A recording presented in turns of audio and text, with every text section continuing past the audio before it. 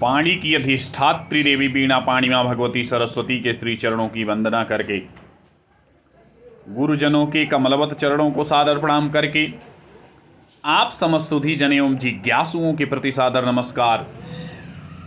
आज के इस व्याख्यान में संधि प्रकरण के अंतर्गत पठित सूत्र इत्येधत्यूट्सु, इस सूत्र पर व्याख्यान विचार करेंगे। तो सूत्र है इत्येधत्यूट्सु।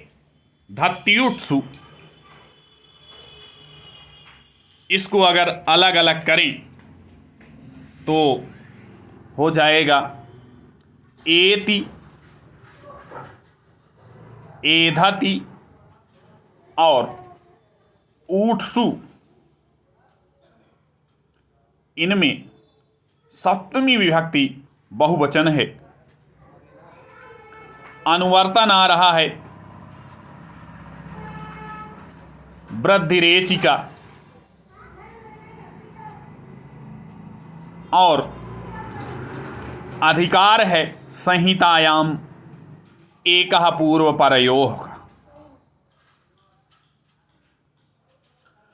और उसके साथ ही यह सूत्र अपवाद सूत्र है। दो सूत्रों को बाधित करता है यह। एक तो है एंगि परिरूपम, दूसरा है आद्गुणः। एंगि परिरूपम, एंगि पररूपम से होने वाले पररूप तथा आद्गुणः से प्राप्त गुण का यह अपवाद है।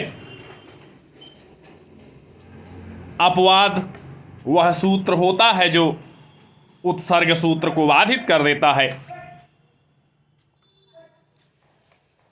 और तब एंगि पररूपम, इस सूत्र के द्वारा, इस सूत्र से या इस सूत्र की प्राप्ति कहाँ हो रही है? उपएति और उपएधते, इनमें एंगि पररूपम से पररूप प्राप्त था। और आद्गुणः पृष्ठधन ऊहः पृष्ठौहः यहां पर प्राप्त है।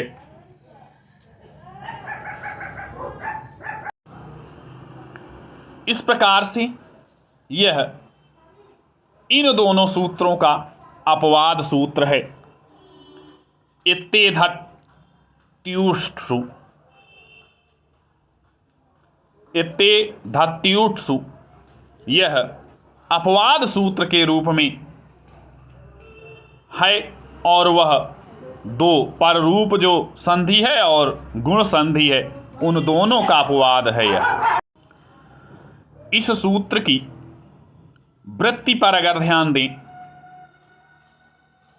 तो अवर्णात् इण धातोः एध धातोः च एच वर्णे परे तथा ऊठ शब्दे परे संहितायाम पूर्वपरयोः एकः वृद्धि आदेशः भवति, यह कहा गया है। अब इसका अर्थ क्या है उसको हिंदी में देखते हैं। इस सूत्र के अनुसार आवर्ण से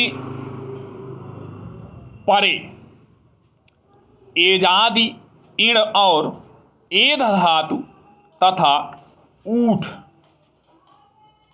पर में विद्यमान अगर हैं तो पूर्व और पर के स्थान में वृद्धि एकादेश प्राप्त होता है।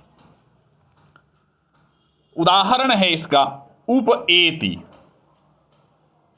अब यहां पर उप का जो पकार उत्तरवर्ती आकार है वो अवर्ण है और एति जो है वह इड़ धातु का रूप है। इसलिए यहाँ पर वृद्धि आदेश हो जाएगा इस सूत्र से। उसी प्रकार से उप में पकार उत्तरवर्ती आकार और एध धातु का, एधते जो है वह एध धातु का है, इसलिए यहां पर यह वृद्धि आदेश हो जाएगा इस सूत्र से। और पृष्ठधन ऊहा, ऊह में ऊढ़ है और पृष्ठ में ठकार उत्तरवर्ती आकार है। यद्यपि यहां गुण प्राप्त हो रहा है, लेकिन इस सूत्र के द्वारा इसको बाधित कर दिया गया है। अतः पूर्व और पर, इन दोनों के स्थान पर वृद्धि एकादेश हो जाता है इसी सूत्र से। क्रमशः उपैति, उपैधते और पृष्ठौह यह रूप बनते हैं। तो इस प्रकार से यह जो सूत्र है एते धत्युत्सु, यह वृद्धि आदेश करता है और पूर्व और पर इन दोनों के स्थान पर करता है।